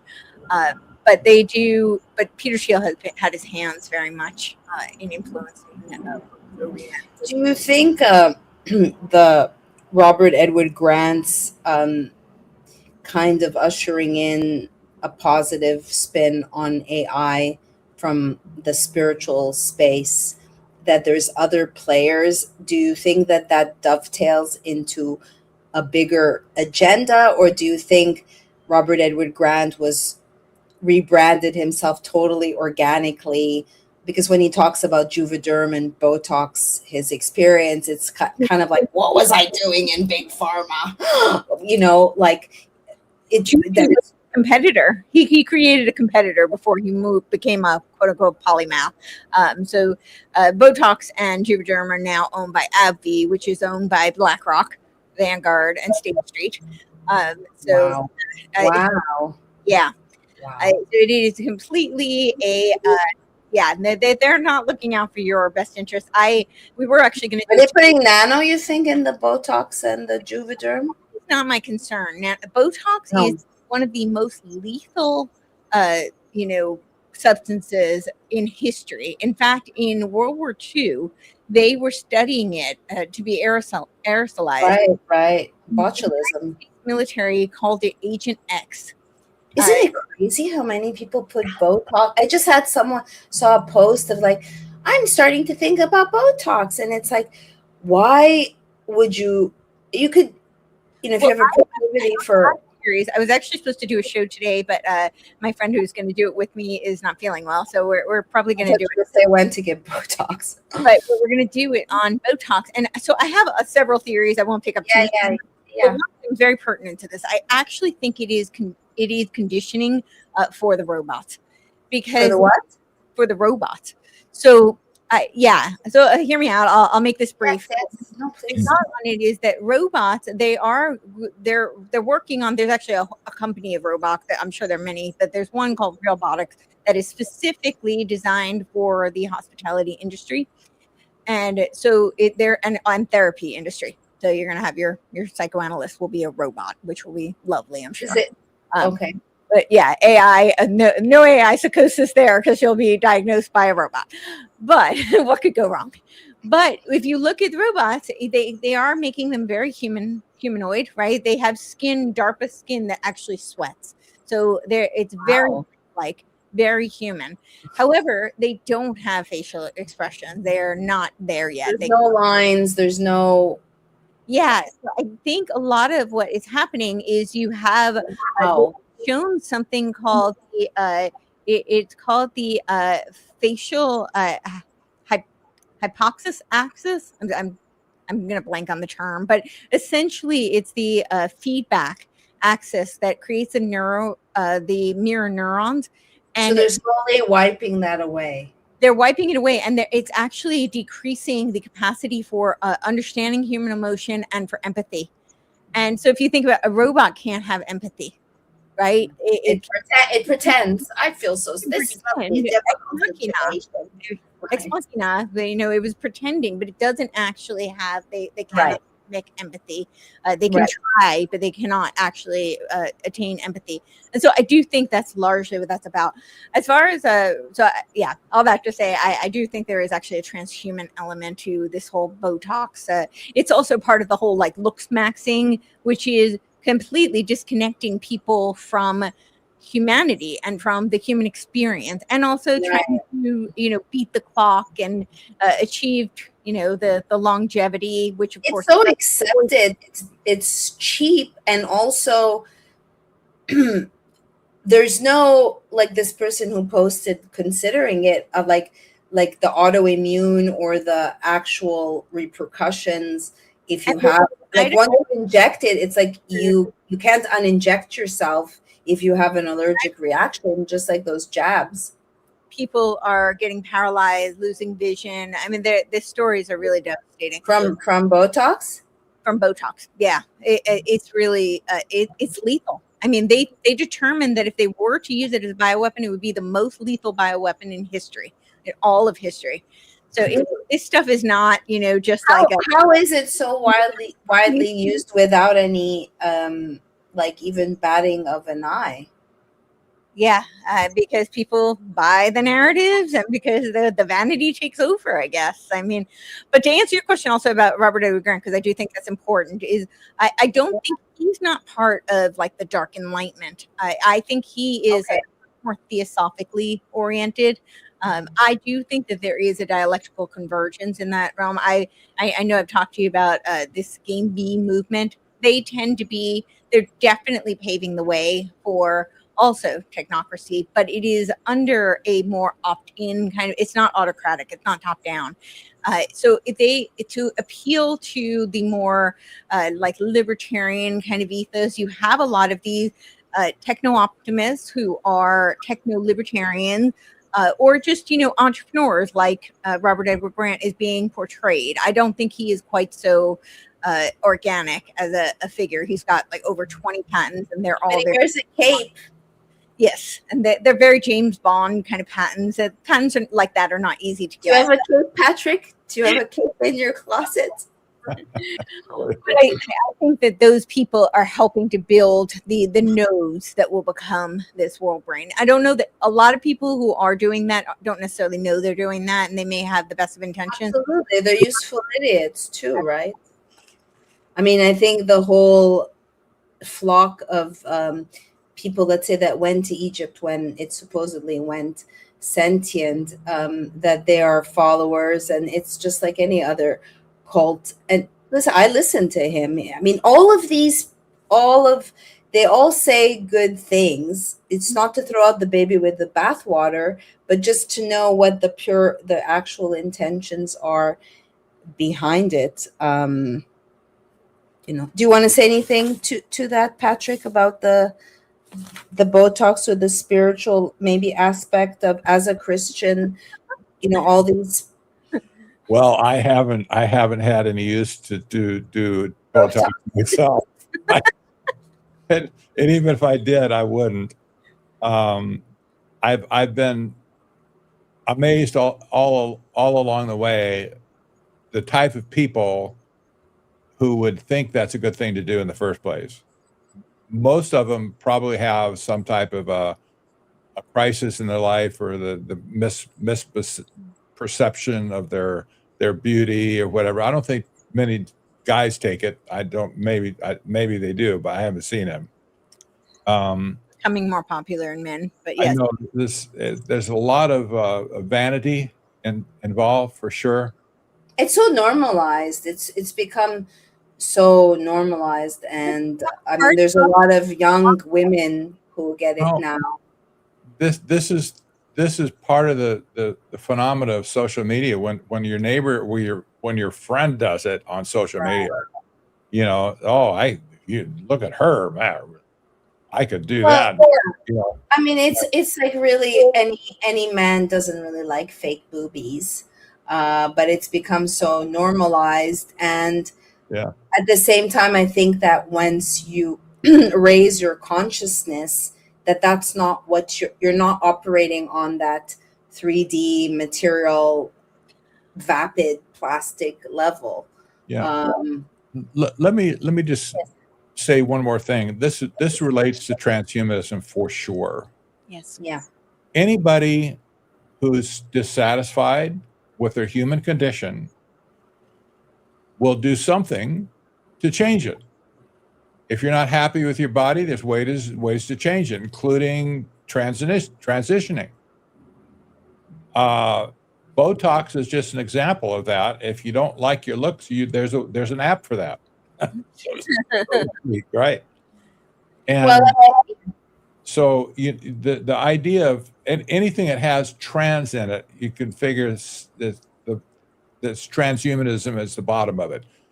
The transhuman movement wants to escape death. Eventually, they'll never get it, I don't think, but that's what they say. They want to escape death. And short of that, anything you do to hack your body is okay, including taking Botox or other type of plastic surgery, or cutting off your whatever, your genitals, to make it to satisfy yourself. Which is also normalized, and then shaming you. Like, for instance, Ellen Page narrated my film Vanishing of the Bees. I just committed dead naming now because I said Ellen Page, and it's completely normalized. I mean, she's perfect example of being socially engineered. When she was narrating my movie, she wasn't even out as a lesbo, yo. And now taking hormones, mutilate. It's the same thing. I'm going on a tangent with Angelina Jolie. The truth is the BRCA gene doesn't have to, it's called epigenetics. And, but for standing up and saying, you know, she cut off her boobies and took out her uterus. When I spoke out and said anything at the time, someone's like, "You're not a mother. You don't know." Selfless act of like mutilating yourself. You know, but then they're very influential. Like the year that Angelina, she named the child Shiloh, that was the most popular name. When she went and she got a double mastectomy, then the mastectomies went up. So when you have an Ellen Page, like she didn't want to be sexualized as a girl. You know, she didn't, the Hollywood, whatever, but you're perfectly okay to go on GQ and have your shirt open and your scars and you're being sexualized now as a boy, but that's okay, right? Now you're shirtless and that's all right, right? That's the perfect social engineering of... I do think that the transhuman element, so it's worth noting that Peter Thiel has something called Prospera, which is one of his network states. He's also working on Praxis in Greenland. But Prospera in Roatan, Honduras, has a subsidiary that is called, it used to be called Vitalia. It's now called Infinita. They renamed it. But when you went to the Vitalia, and I still have it because I screenshot, you can still find it on the Wayback Machine, but it says a city where death is optional. And they're doing all sorts of life extension, kind of transhumanist type of experiment. And I will add one more thing to this is that, you know, a lot of these, like the father of AI, Marvin Minsky, Ray Kurzweil, you know, the singularity is mirror in 2040, originally 2045. These people say that there is no God, but that they will create him. AI will be the God. And at things like this, any of the trans, you know, the Botox, the plastic surgery, all of this it is a complete denial of God's creation. It is saying, no, we will become the gods. It's self-apotheosis, essentially. And it is saying humans can now rewrite your God-given creation, right? That your nature, your intrinsic nature, and that somehow, like, it's essentially saying he made a mistake, which I personally don't believe God makes mistakes, but that's what it's saying. It's like, no, we know better. And that's through science can fix it. And I understand the temptations, what you're talking about, the social engineering is part of how they convince people of this sort of thing. But that's the underlying through line that, you know, in that philosophy. Yeah, for TZ Burden that says ladies don't have to inject anything or cup size. I mean, as a woman, it is difficult to age, knowing that there's so much emphasis on youth. It's just now, people have become so vapid. Let's say I'm banned on Bumble as the B lady, but let's say Facebook dating, for instance, like the men are sexualizing themselves, that they'll show the main image is like your abs or showing like underwear, and it's like, this is so gross for me. Oh, look at his abs, I really want to date that guy, right? Just based on his abs. So I'm just saying that men now are sexualized too. It's all materialistic bullshit. Peter Thiel, right? The whole looks maxing and clavalier. What's his name? What is that? I don't know what looks maxing. Yeah, he was like behind this guy, and it's a trend called looks maxing, which is very prominent particularly in the male gay community, where they go to extreme lengths they call it optimize their looks. But if you think about optimize, that is what technocracy and transhumanism is all about, right? It's optimization, efficiency, quote unquote. And it's as if we are just, you know, machines to be tweaked with or optimized. Right. The augmentation, even the piercing tattoo could be like, you know, going towards transhumanism. It's a fine line, just like people may not know that transgender agenda dovetails into transhumanism and really stripping just homogenizing. Like now there's a lot of men that, let's say, will tweeze their eyebrows or get lip injections, and it's yuck.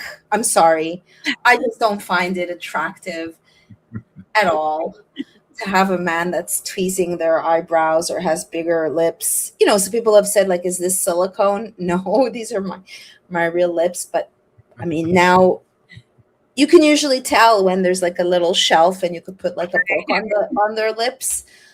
Whether I personally don't think it's attractive because it's not natural. Personally, it's not human. It's not yeah. human. Yeah. I mean, if someone is self-conscious or will feel empowered if they go and fix, that's, I respect that. Not that I want to be judging, but it's now become so normalized. Just like I did a story, I was living in LA and I went to do a story on the hymenplasty. And do you know what that is? Oh, when you become a virgin again, when they sew up your hymen.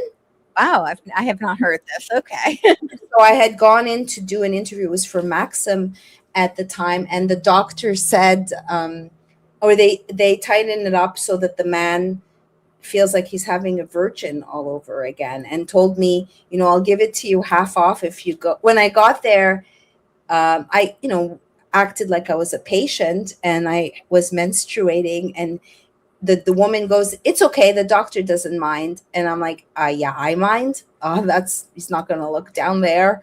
And then offered me half off so I could be one of the in the reality show as an example. And so he told me, for instance, a lot of Muslim men will bring their daughters all the way from Saudi Arabia to make them virgins again. Immediately what came to mind. Yeah.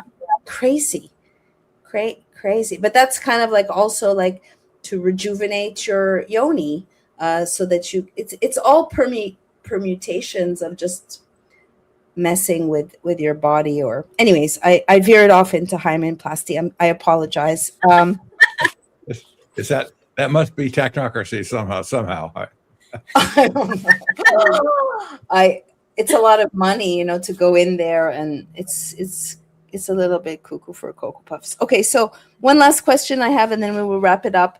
Do you think that the MAGA movement was basically a bait and switch?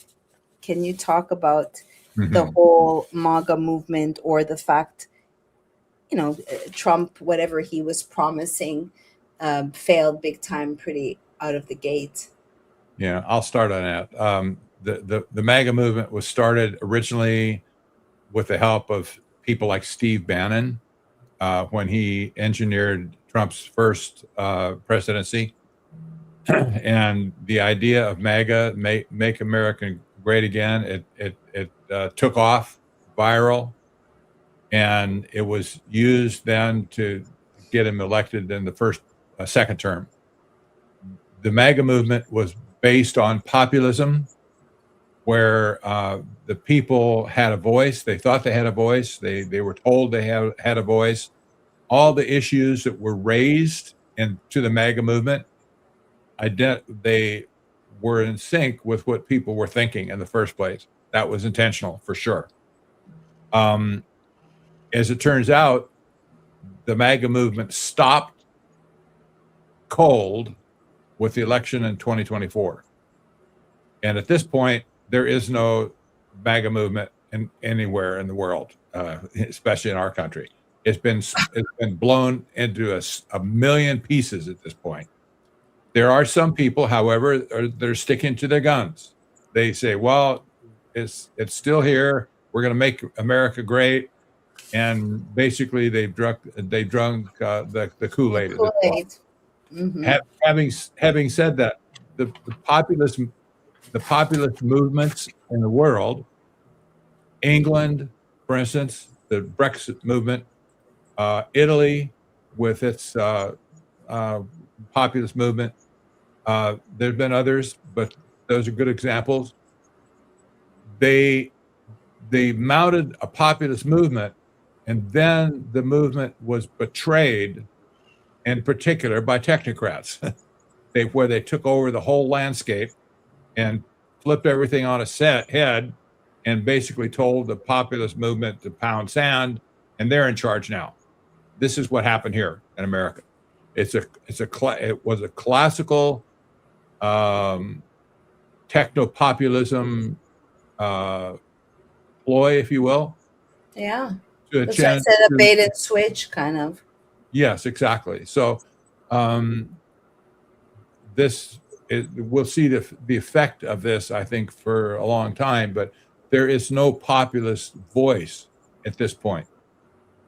That's unfortunate, but there isn't. Yeah. I think that's absolutely right. And I think that, as you said, that throughout history, the techno-populists have co-opted the populist movement. I wouldn't say that there was no organic kind of movement. I do think there was. But there were many attempts to fracture it, to co-opt it. But I think the most successful is what we're seeing, the techno-populist movement. Yeah. Let me just give a further definition of populism.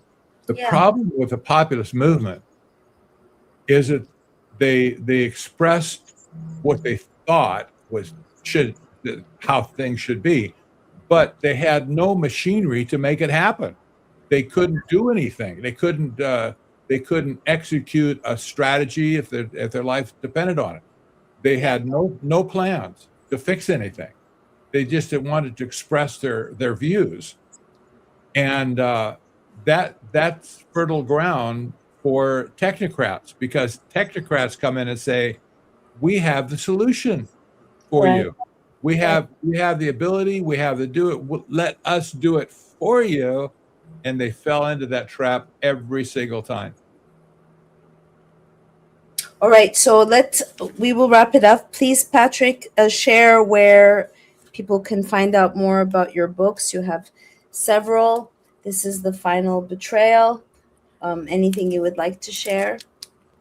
Technocracy.news is where people can go, and I sell our books there, all of them, and we have a deep discount schedule for the book if you want to buy several. However, Amazon has all the books as well, and I have audiobooks and Kindle versions as well. So if people like that, you can go there, and there you go. That's it. And we also have an account on books.buy. That's another source of purchase. For people outside of the country, please don't send an order to me, because it'll cost you more than the book is worth to get it out of the country to you. So I had one order from Australia recently. The guy wanted express mail or whatever. It cost him $75 to get a book that cost $25.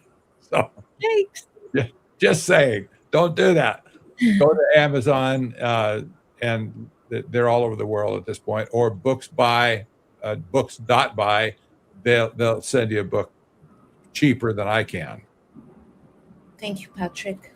And Courtenay, where can we find you? Busy Bee Cappy? I think the best place is probably Courtenay.show. That's my link tree. I spell my name like Courtenay, so it is pronounced Courtenay, but it's COURTENAY.show. And that will be a link to my podcast, my Substack, and also has the books on there. And so that's place. All right. And you do your show when? You're still doing show with Dangerous release. We have backlogged, I think, something. Well, on my show, it's we have about 17 episodes to upload, and then I was on, I think, 50 in this hiatus time. So yeah, we're backlogged, but we are going to start getting back into doing interviews next month. So yeah, and hopefully Patrick and I will do some interviews in person too next month. So nice. All right. Well, I appreciate both of you coming on. I didn't finish the book, but I will definitely. It's very digestible and it's chock full of some terrifying facts that will empower you to understand what's happening in right now. As we speak, it's happening. So thank you both. I'm going to stay on so you guys can jump off. I appreciate you. Thank you. You bet. Thank you. Thank you. Thank you. I've wanted to have Patrick on for a while. He has many informative books on technocracy and is an expert. He's been writing about this for a long time. And of course, Courtenay is a smart cookie and a friend who's been on the show many times. So it's called The Final Betrayal by Patrick Wood. So you could, and Courtenay Turner. So you could check it out. So I'm going to jump off. I will say I don't smile to everyone, by the way. And my book, which took 5 years to write, is Operation George Floyd. And it could be found on maryamhenein.com/George Floyd book. Thank you, Cheese Slice. And I would really appreciate, this book will be worth a lot of money in the future, way after I am gone, because it is the most information on a psychological operation on the planet, I can say. And for the publicist to say, people are uniquely afraid of this book because colleagues are not having me on to help me sell the book. So it's been frustrating, to say the least. And it's a little bit late finishing it up, the Audible version, in my British accent. So this is, you can use GF Book to get a discount. Someone did a search and the other day, because it has 2 ISBNs, because despite 2 cease and desist, the publisher, the last one, who I found out is a federal operative, is still selling the book.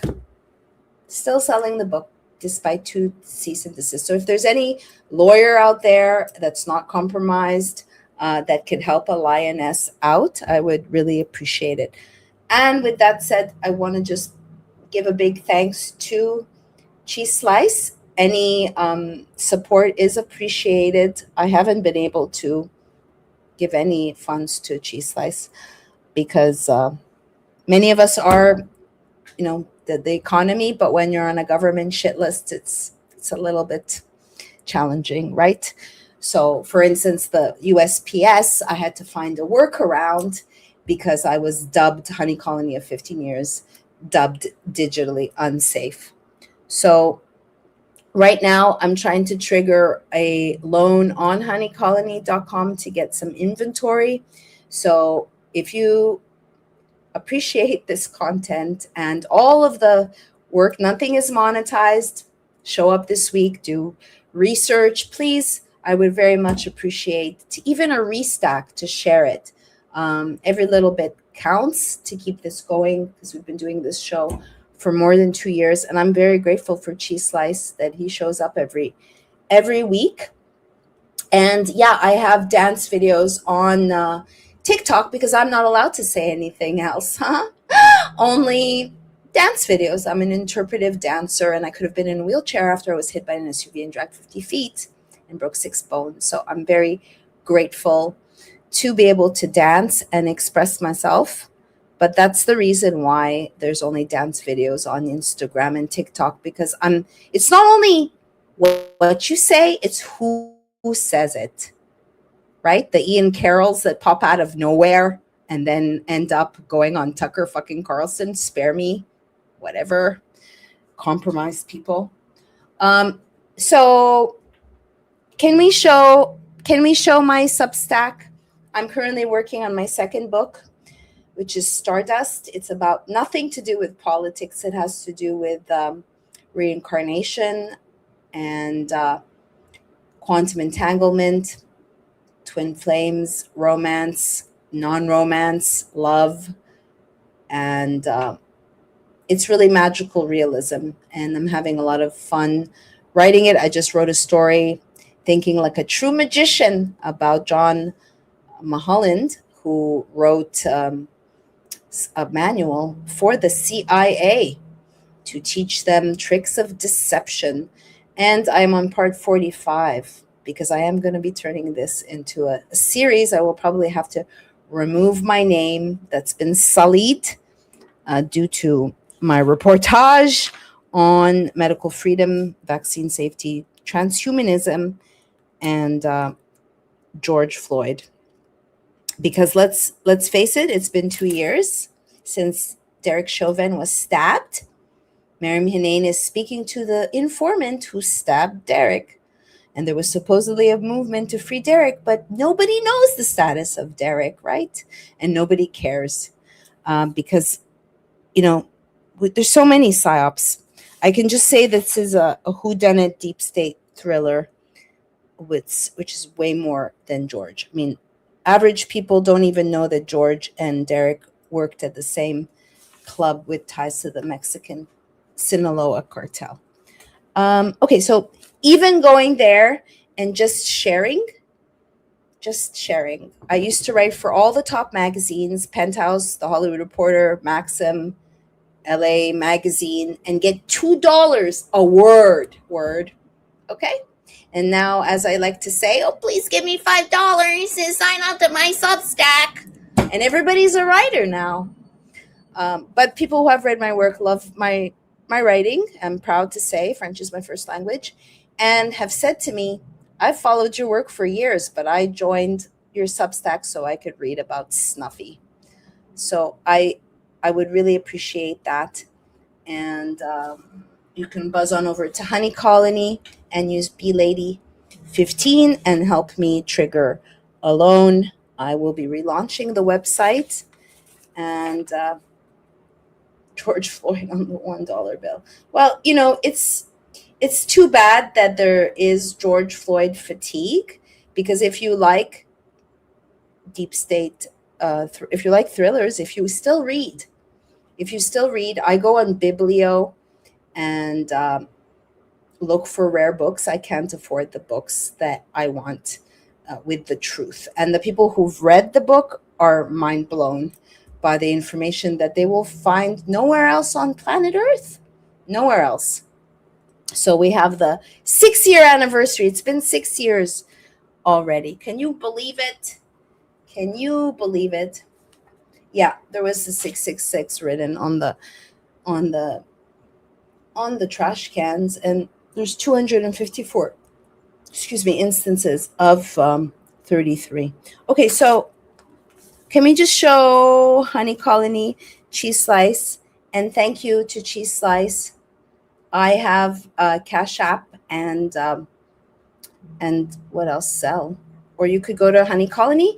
Honey Colony was in the health and wellness space before the Wellness Company and Peter McCullough and Simone Gold and Stella Emanuel and all those grifters. They are fucking grifters. Grifters all about the money. And now everybody's a health expert, right? But Maryam Henein and Honey Colony was one of the first in the online health and wellness space since Q4 2011 and is a functional medicine coach with a degree and has reversed lupus and is doing a soul purpose readings and mixing it with my functional medicine. If you actually want to show up for yourself and improve your temple and love yourself, because I'm a food Nazi because I refuse to ingest all of these poisons. I do once a week a coffee enema. I think everybody should be putting coffee up their asshole. And I am more than happy to walk you through that. It helps with glutathione production, removing the toxins. And so we have a lot of awesome offerings on Honey Colony. Again, you can use BLady15 And I really appreciate, I'm not peddling. I haven't hoarded out my soul. I have no sponsors. And again, I'm banned on Venmo, Vimeo, PayPal, GoFundMe, Instacart, Airbnb, Bumble, Amazon, smeared on television in a humiliation ceremony called Shadowland. And I'm a veteran. I've been around, directed Vanishing of the Bees, #1 movie in this whole fucking country. And now super censored, and real journalists, not the prostitutes and the parrots, they kill them, and they don't have to kill them pow pow anymore. They can digitally assassinate them. Just like USPS has deemed my beautiful company of 15 years that sells supplements and has 1,700 articles as digitally unsafe, to which I say, what are you gonna do? Can't do anything. Just, I am abundant and I am positive, but I'm also not an idiot, and I see what's going on as far as targeting people who are firecrackers, who can influence, who are not controlled, and who are unpredictable, right? That's why I have wild card tattooed on me, because I am a wild card, a proud one. All right, so thank you everyone for tuning in, and I appreciate giving back. This is energy. It's an energy exchange, and even sharing my Substack, I really, really appreciate it. Supporting a company that does not have AI, that has a real customer service, like customers can call and speak to Maryam, the bee lady. That personal touch is very much, missing more and more when everybody's just doing their job as a vapid, just following scripts, right? So I prize authenticity and being real. Okay, so thank you. Thank you for tuning in, and blessings to you. Don't take life for granted, and be grateful for everything. You could stub your toe and then realize how much you need your toe. You need it all. You need it all. Family, love. If you still have a heart that hasn't been injected with a bioweapon, because these jabs, of course, they did give out different batches. They did disconnect a lot of people from their higher self. And I'm clairaudient, clairsentient, claircognizant, and I own it. I'm not a show pony. It's not on demand, but I get messages. And I can scan someone's voice and go, oh, yeah, they're checked out. Just on autopilot. Okay, thank you. Thanks, Cheese Slice. Thank you, everybody, for choosing to spend your time with me. Detox bath. Anyway, anyone wants any guidance on detoxing, you can reach out to me. I'm a plethora of resources. Thank you, Cheese Slice. And we will see you next week, Friday, 3 o'clock. Truth Lives Here. You could take us out. Thank you. Something has prompted you to embark on a journey toward a healthier you. Perhaps it was a health scare, or the chemicals you want to avoid in conventional foods. Or maybe you simply want more energy. But with so many different types of diets, lifestyle disciplines, pricey supplements that claim they antioxidize your life, and vendors that are more interested in their bottom line, who can you really trust? Honey Colony brings people together who want to optimize their health through trustworthy information and top-notch products. We bring together quality vendors, renowned nutritional experts, and health-conscious people. Learn, share, and shop health.